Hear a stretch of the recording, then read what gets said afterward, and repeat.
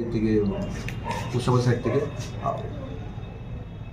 Towards বুঝযোগ women's কলেজের দিকে রাস্তা বরাবর পিকে রোড বরাবর আসছিল। তো ওই স্কুটিটাকে আমরা রাত্রে লেআউট আমরা অ্যাম্বুশ করি। হ্যাঁ, অফিসার ছিল আমাদের, হ্যাঁ, মানিক বিশ্বাস, তারপরে আমিও ছিলাম। আমরা রাত্রে ওই স্কুটিটাকে রাত্রে ডিটেক্ট করি অ্যারাউন্ড 12:30 নাগাদ। তো ওই স্কুটিটাকে আমরা তল্লাশি করে এখান থেকে আবার কোটা পাওয়া গেছে। এগুলি কাউন্ট করে দেখা যাচ্ছে 410টা ব্রাউন সুগার ভর্তি কোটা। ওগুলোকে আমরা তাকে থেকে নিয়ে সিজ করি। একটা ওজন পাওয়া গেছে প্রায় 5.2 গ্রাম। তো অ্যাকর্ডিংলি তার সাথে থেকে আমরা 2টো এনডিপিএস কেস নিয়েছি এবং তাদের কাছ থেকে তাদের যে স্কুটি ছিল এবং বাইক ছিল এগুলি সিজ করা হয়েছে। তারপর তাদের বাইক সিজ করা হয়েছে।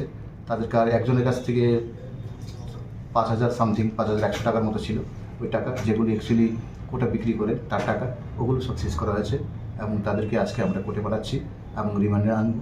তাদের সাথে আরও বাকি কারা অ্যাসোসিয়েট আছে এগুলিকে আমরা টোটালি লিস্টে ব্লাস্ট করার জন্য, বাকি এসেদের অ্যারেস্ট করার জন্য আমরা রিমান্ডে আনবো।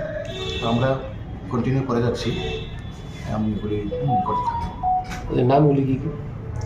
যেটা ওই আমরা থেকে অ্যারেস্ট করেছি, এই কাঁসারপট্টির ভিতর থেকে অ্যারেস্ট করেছি। সে ছিল জয়দীপ ঘোষ।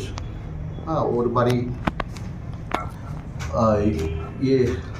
অভয়নগর এলাকাতে।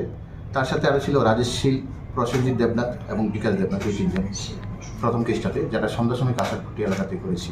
আর রাতের বেলা যেটা ওই উমেন্স কলেজের ওই দিক থেকে যা পেয়েছি, ও অ্যাকচুয়ালি ওর নাম হয়েছে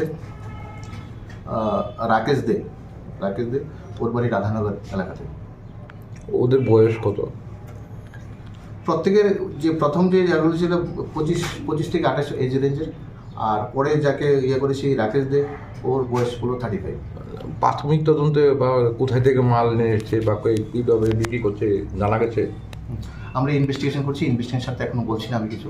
হ্যাঁ, রিমান্ডে বাকি আমরা কমপ্লিট করবো। এখন বলাটা ঠিক হবে না। আমরা এই হিরোইনগুলোর বাজার মূল্য কত হবে এখন? টোটালি তো দেখা যাচ্ছে যে টোটালি 810টা কোটা। এগুলির এখন বাজার মূল্য দেখলে যে 1.5 লাখ টাকার মতো হবে, 1.5 লাখ।